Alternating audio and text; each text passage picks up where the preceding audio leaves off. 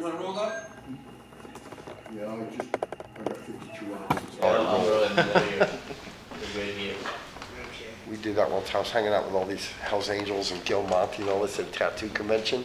We go back to their room, and there's like 15 chihuahuas running around, and they all fucking are into chihuahuas. These tough fucking dudes with 3 chihuahuas in their arms, and this one guy, Fat Lou, biker dude, he got hurt in an accident, broke his hip or something, and somebody gave him a chihuahua. He's like, what the fuck is this thing? You know, and the dog's like, and all of a sudden it like laid on his chest. He's like, oh my God, I love this dog. And the next thing you know, they're all like, that's a pretty cool fucking dog. What's your name? Killer. One's Killer, Jaws. They got all these tough names. Mine's Zeus. And they got these wee pads everywhere. I'm like, oh yeah, you guys are fucking tough. The juggle. Right. Oh, that's cat. Oh, my bad. You're like, Tyne, careful, man. Don't step on Jaws. You're going to fucking kill him. We're all rolling. Yeah, You're the you could- moderator. Okay. All right. I was expecting somebody to come in with like a clapper board and just be like, take one, you know? Taking one.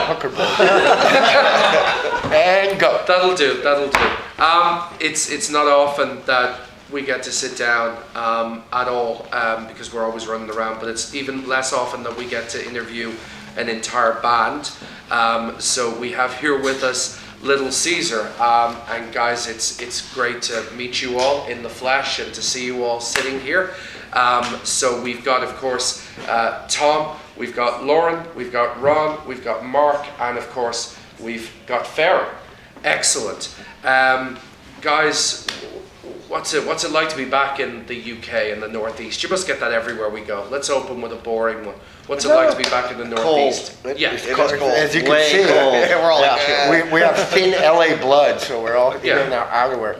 No, it's great, you know, and in general, we feel so lucky and blessed to be able to get out and make music and travel everywhere and meet all these people that we've become friends with on Facebook.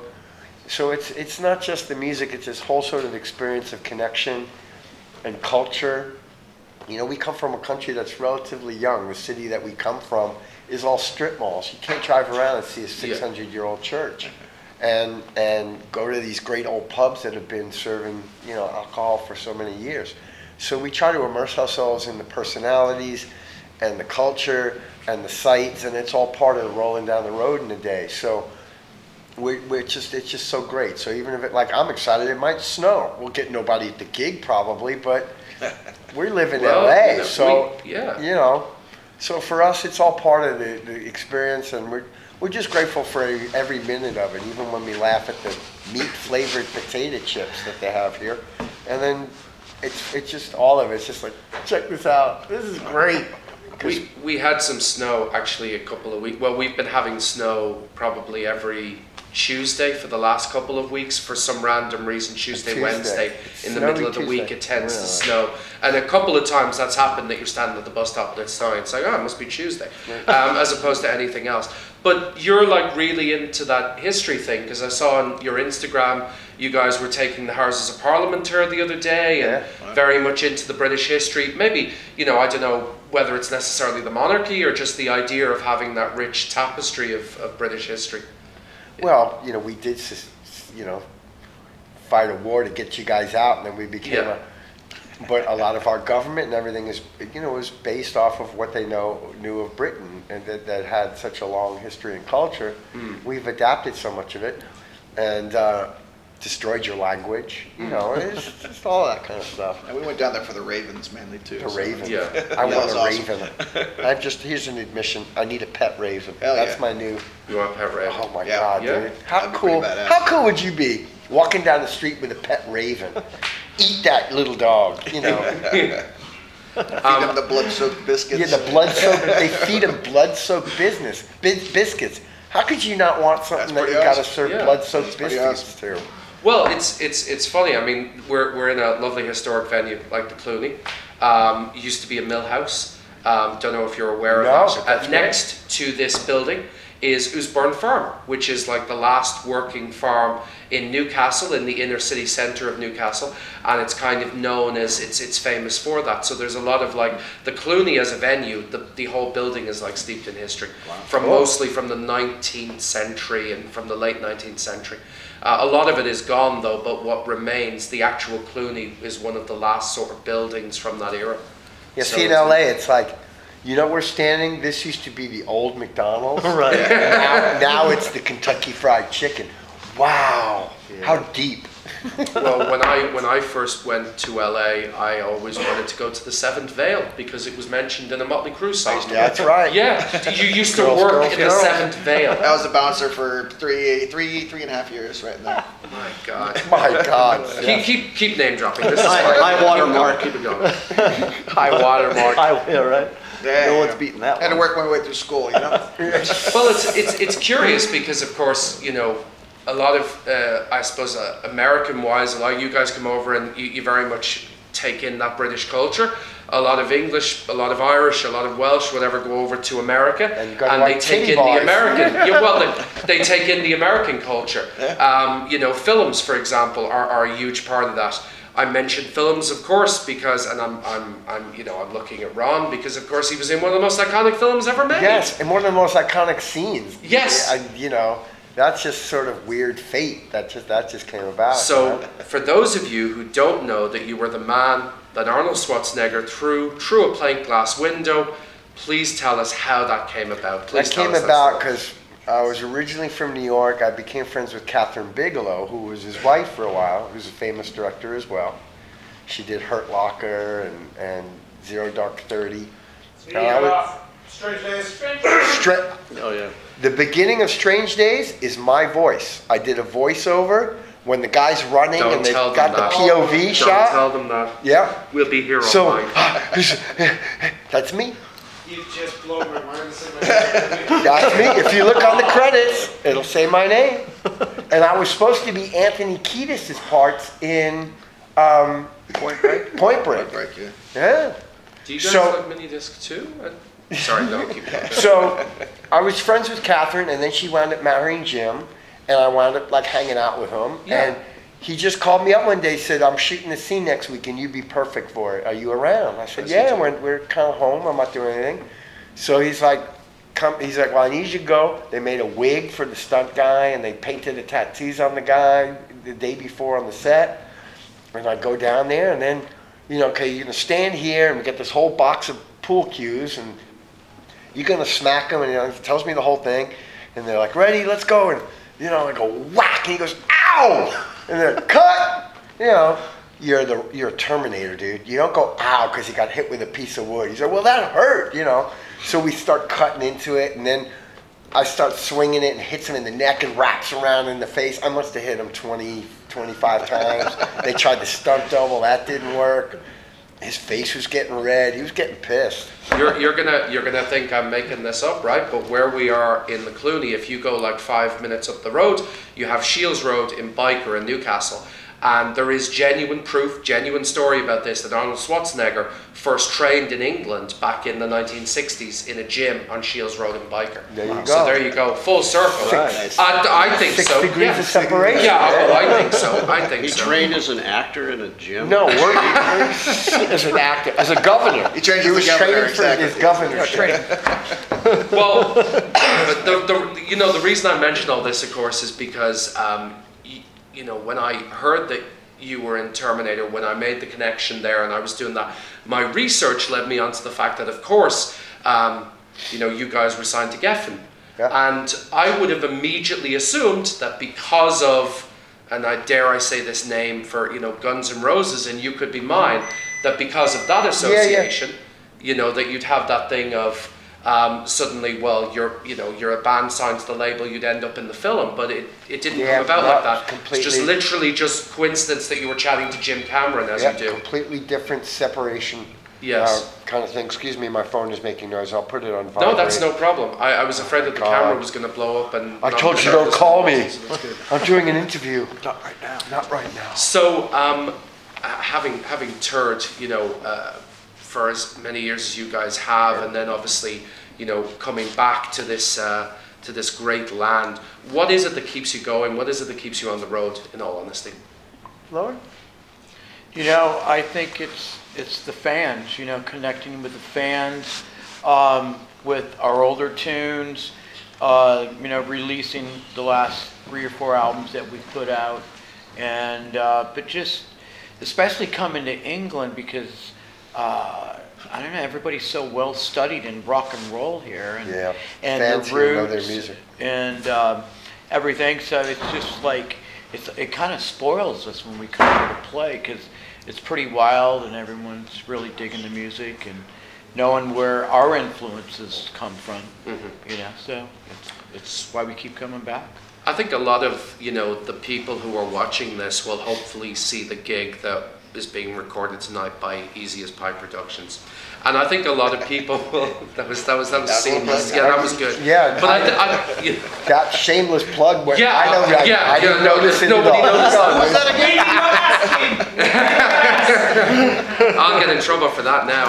They'll edit that out. There'll just be a long No, bleep no, as no. if swearing Listen, or something. branding. It's all about branding. Yes. But I think a lot of people will see that gig. So I think as well, what people might like to know behind the music wise, what do you guys do when you're not on the road? Now, I know in particular that you told me a story earlier. I don't know if you're allowed to share more of that or talk a little bit about your day job outside of the band. Whether, you know, what do you guys do when you're not on the road? I do visual effects. You do visual effects. Yeah. And An award-winning visual That's effects. award-winning visual Emmy effects. award-winning. 2 Emmys. Several. Emmys. Yeah. Exactly. What kind of stuff have you worked on? I've worked on all sorts of shit. Just most recently was Black Panther. We worked on that. I saw that the other week. Great film. Yeah. Thor You see Ragnarok. my credits going down in the end there, but you know, lots of Marvel stuff, lots of Yes. DC stuff. I work for a place called the Third Floor Incorporated, and we do Okay. pretty much every major thing out there. But yeah, it's a great job, great gig to, you know, pastime. You know, they're really cool about letting you go out on tour, and it's a fun place, cool people, good stuff. It's an age-old kind of additive. How do you get into that kind of work? I went to school. Yeah. Sure. Yeah. I went Okay. to school. Yeah. Well, yeah. It was just that kind of like, was that something that you wanted to follow, and then musicianship, was that before or after? No, or? it was definitely music's the primary thing. It was just Yeah. trying to find something that I could deal with that was, you know, fun and Sure. creative in between that would be cool with me leaving for, you know, X amount of time if Yeah. possible. And yeah, that was pretty much a perfect fit. But my actual degree was for video games because I'm way into video games. Okay. But There- yeah, I ended up jumping ship and going to film. So. There's another thing we could talk about for years. Briefly though, if I ask you favorite video games, favorite of all time, maybe. That's a tough one. Pac-Man. I don't know. As far as the guy team who never stuff, owned a video game. team stuff, all of the Left 4 Dead series has been really awesome for team 4 versus 4 stuff. But I'm all over the place for what I like for video games. And what about you guys? What do you do outside? Do you just thank God I'm not on the road, or thank God I'm not recording, and just have a lovely peaceful day, or what do you guys do? No such thing. How about you, Mark? I try to play music as much Yeah, as possible. Mark he's makes all over music it. all the time. Teaching students and, Yeah. Okay. you know, passing on love and passion of music and helping them elevate their art and craft. So he's great at that. I'm an avocado farmer. I swear to God, I ain't, Really? I ain't shaking. Okay. Yeah. Okay. Yeah, I bought a piece of property and I grow out. I have 1,200 avocados and I build a horse ranch and I'm building a house and I'm about 6 weeks out of finishing. We're Amazing. living in this little house, me and my wife, and we got horses, donkeys, pigs, dogs, fish. Yeah, I'm an avocado rancher and I still don't know what the hell I'm doing. Just But- making guacamole, I suppose. That's the thing. Yeah. You like guacamole. Yeah. And you can't grow, you know, opium poppies out in California. So I figured guacamole. I'm going to be the guacamole king. You know. Cool. What about yourself? For my day gig, I'm in the musical instrument side of things, the MI industry, and English company Black Star Amps, they hired me to be their American linchpin to launch that brand in America. And so I worked for Korg USA, the distributor, and product management, artist relations, and I do a lot of music on the side too. Yeah, a lot of the bands and stuff, great bands. Cool. And Tom's in the sex slavery trade. I'm actually a Civil War reenactor for the Professionally. South. Now we're pulling your leg. No, Look yeah, out. I live in Los Yeah. Angeles, like near Beverly Hills, and we're gonna do like the whole Gettysburg thing again on Rodeo Drive. Yeah. Yeah, because it's so politically correct now to fight a war over owning other human beings of a different shaped skin. You know, hey, it's becoming more and more popular in our country. Yeah. Yeah, to be outwardly wishing for the good old days. It must be. I don't know when that was, but It must be weird to go everywhere in the world and tour based on obviously your craft and your musicianship and your passion, and somebody goes, "Oh, you're American. Can we talk about?" And you're yeah. How the hell did you elect a guy like that president? And we're all still going, I can't believe this. I can't. What the hell happened? It doesn't make How any did sense this? to me. Did you hear what he said today? Oh my God! You think we were hated as a nation before? We've got. It's really quite amazing. And this is not even. We're not even talking which way you lean on policy. Just as a human being, this is our president. Yeah. This is the leader of the free world. Talk about apocalypse coming. But I digress, and I think I've overstepped my neutral. Stay just with the music, dude. That's all Said apocalypse, so he probably doesn't know what that means. Right, Too our many president syllables, wouldn't yeah. know. That's a lot of syllables. Well, tell me a bit about the music. One thing I do have to ask briefly, actually, since we're in the UK, of course, and steeped in British music history, I think of people like the Beatles, I think of John Lennon, I think of David Bowie, etc. One person who comes to mind who was briefly associated with your band was, of course, Earl Slick many years ago. May I ask you what it was like working with a man who worked on Diamond Dogs, and what it was like sort of getting involved with that guy? It was great. I mean, he's a great guitar player, and he's just incredibly talented, and his talent was seen by other great artists, and it just so happened that he was between gigs. Bowie wasn't really out touring or doing any of that. We asked him to join the band, and he's done a bunch of stuff in his own solo career. And yeah, he just fit in. He's very blues-based, and he's very creative. And you know, that whole second record, he wrote a lot of great iconic, you know, that Rum and Coke riff. Right. That, you know, so just great. And you know, it's, you know, he mentioned British music, and you know, there was the whole British invasion. And Yeah. a lot of that music was the next generation of rock and roll listening to iconic American rhythm and blues artists, and putting the heavier spin and the cultural spin of being working class type guys in England. You know, the Jeff Beck, you know, the Eric Claptons, you know, all those great British, Led Zeppelin, the Stones, that had this worshiping reverence for American-based music, and the music that influenced them to take it and adapt it and hybridize it and make their own versions. And that's completely our influences. I mean, because we're from LA in the 80s, a lot of people were still got this thing that's been hovering over the band, that, you know, we're like this hair metal band. It's like, there's nothing about us that's even close to any of those, musically, those bands, or even their look or anything. And we've always, when we sit there and we write music, we're like, well, you know, it's all like AC/DC, so it's Australia. It's still kind of UK thing, but you know, we bring up Bad Company, we bring up the Stones, we bring up all of these Free, all these great, you know, bands. See, because we're fans of music before we're musicians, and I think any real good musician is, and that's what their motivation. They heard somebody play something that moved them to the point where they wanted to pick this crazy road of being rock and rollers, you know? And you never know whether it's going to pay off for you or not, but it's like us out here now. We do this because we love every second of it. We feel so gifted and so blessed that we have enough people that will come out and hear us do this, and it's not lost on us in any moment of the day how great this is, that we get this ability to connect with people through our music. And we would do it whether there's, you know, if we were alone in a room, or luckily there's people that come out and see it. Mm-hmm. And so much of it is based on that influence and that passion, and following the footsteps of music that we listen to, that just go, oh my God, listen to that solo. Oh my God, listen to that lyric or that vocal. And we're not a band that's ever broken new ground. We've done nothing that's innovative. We're just trying to take music that we felt, and this is from the inception of the band, music that we felt was falling off the radar of music listeners contemporarily, or as even up to now, there's even less of it. A few bands that kind of in that Blackberry Smoke from the Southern Rock vein, and Rival Sons from that bluesy or sort of progressive kind of vein, or Vintage Trouble, and you know, Greta Van Fleet now is these kids taking on the Zeppelin kind of feel.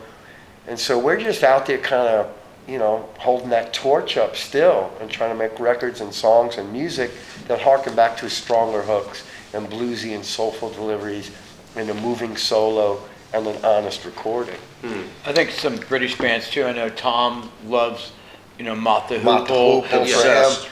Sure. Glam rock. Glam Mott rock. the Hoople, Roxy Music, Dave. Slay, T-Rex, as Yeah, you said. so Chloe, Tom comes Sweet. from that, Sweet, all that. Dave Edmonds. Yeah, Rock Pile, you know. I mean, it's like Stiff Records stuff, Elvis Costello, all Yeah. that, you know, I mean, all of it. well, Buzzcocks. Buzzcocks, yeah.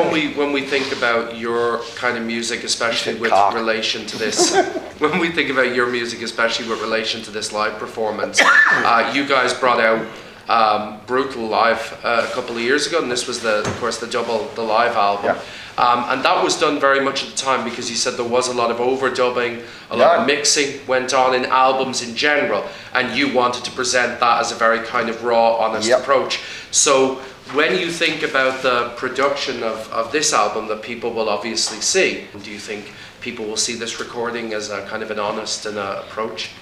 We hope so. You know, listen, we take the same approach at social media. There's a lot of bands that try to continue this sort of image of, yeah, we should be worshipped, and you should find an affection for us because we have this lifestyle that you can never live, and that should be the onus as to why you think we're cool. For us, it's the music speaks to you. There's white in my beard. I could dye it and try to fool people I'm 29. I'm not. They can do the math.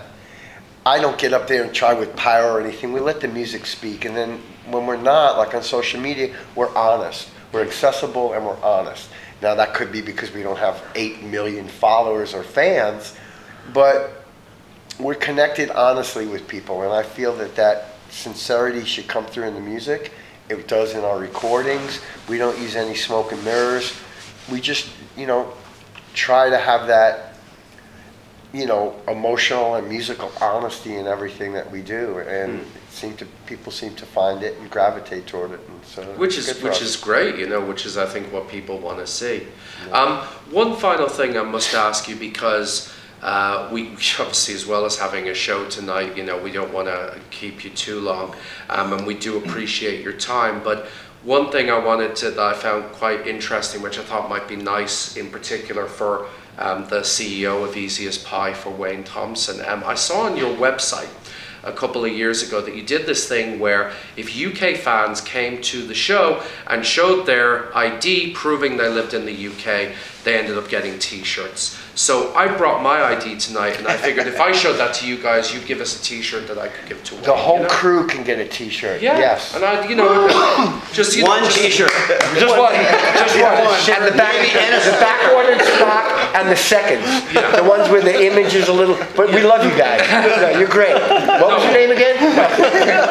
Sign. Or someone else. And sign. And sign. No, but No, guys, thank you so much. We do that. I mean, Thanks a like, lot. if we have people, we had this 3 people that came the other night. They came from Hungary to see us. Yeah. That completely blows our mind. That amount of energy to be put out to come see us, I think warrants a fucking piece of cloth that's got our name on it to say thank you. That's the least that we could do in reciprocation and gratitude for that kind of energy put out on our behalf. All right, well, guys, it's been an absolute pleasure, and thank you so much. Thank you. for your time. Thank you guys. It's great No, working with you guys. Thanks for capturing what we do. Well, putting your talents and your artistic editing and all of that, you know, it's not lost on us that you guys are out here doing what you do with as much energy as we do, and together we try to do something that's entertaining for people. That's all we can do. Cool. And the only thing is, of course, if you haven't watched the live performance of this show, and you know where it is, go and find it, because you should. EzeasPi Productions live with Little Caesar. So there you go. But wait, don't answer yet. No, you also that's get right. This free juicer. That's it. Yes, that's yes. it. Make yourself a smoothie That's while it. you enjoy this. Excellent. Brought to you by Limited edition as well. exactly. Gotta die fast. We have a co-branding thing with this pie company. Quick story. Little Caesar, big producer, big record label, Geffen Records. Big management company. We're waiting for their home. How are you going to market this band? How are you going to bring us out? Now, for backstory, especially for people here in the UK, there's a nationwide pizza chain called Little Caesars. Pizza. Thank you. Yeah. And they never told us. They weren't in California. We've already done the artwork, everything. We would have picked Dave's Grill. We didn't care the name of the band. They tell us this, and we're like, well, what kind of shit legal department do you have? You should have told us. So we get over that whole thing, and they sit down, and their marketing plan is they're going to offer $5 off a Little Caesar CD when you ordered a large pizza. Making this assumption that if you like pizza, you're going to love this band. I thought they were fucking joking. I should have known then. We weren't becoming as big as Motley Crue. You see, and there was me thinking that you got, did you get the name? I got the name from an Edward G. Robinson gangster yeah, band. 1931. Exactly. And it made his career. Yeah. Exactly. Yeah, and I thought Caesar, big, powerful, ruler, little, humble, bring us down to earth. Yeah. That plus we picked a name that no one has been able to properly spell No. ever. No. MTV. Quick story, as I'm so good with them, this is turning into like a 7-hour box set. Martha Quinn, who was a big VJ on MTV in the US. Sure. Okay. I knew her before. I introduced her to her husband. She lived 2 doors down from me. She becomes this VJ. She wants to premiere our video on MTV. So before the video, we got this video coming up, and there's this guy, Ron, and he lives 2 doors down, and gets this whole thing, and then they get this record deal, and here they are, Little Caesar. We're all sitting around with the VCR going. That's how old we are. And up comes the video, and there comes the chyron, and it's Little Caesar, and it's misspelled. MTV. Again, we're not going to be as big as Motley Crue. I can feel it already. Thank you all. No worries. Thank you. Thanks. Pleasure. Thanks a lot. Thank Go. you. Thank you. Nice job, guys. Thank you very much. Thank you for taking the time. Thank you all. I feel the cold. Thanks for your Thank you very much. Thank you. Pleasure. You too. Thanks again. Appreciate it. Thank you. Nice job, Tom. Fucking drummers, dude. Fucking drummers. Is that what you do with the sex game?